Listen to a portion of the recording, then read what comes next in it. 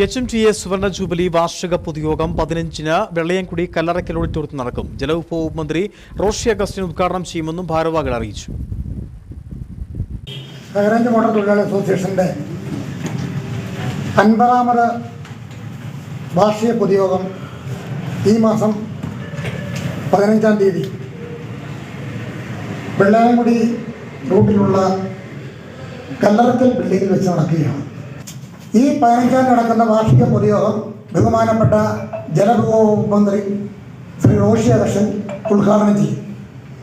ഈ ക്യാൻസർ രോഗികൾക്കുള്ള ധനസഹായം ബഹുമാനപ്പെട്ട MP ശ്രീ ഡീൻ കുര്യദോസ് വിതരണം നടത്തുന്നതായിരിക്കും.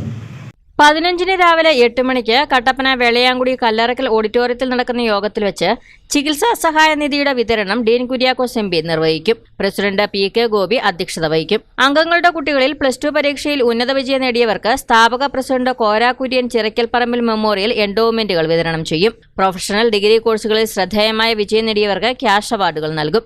വാർഷിക പൊതുയോഗത്തിൽ മേലച്ചിന്നാർ, കരിമ്പൻ, മുരിക്കാശ്ശേരി, വലിയതവാള, പുറ്റടി തുടങ്ങിയ യൂണിറ്റ് ഭാരവാഹികൾ പങ്കെടുക്കും.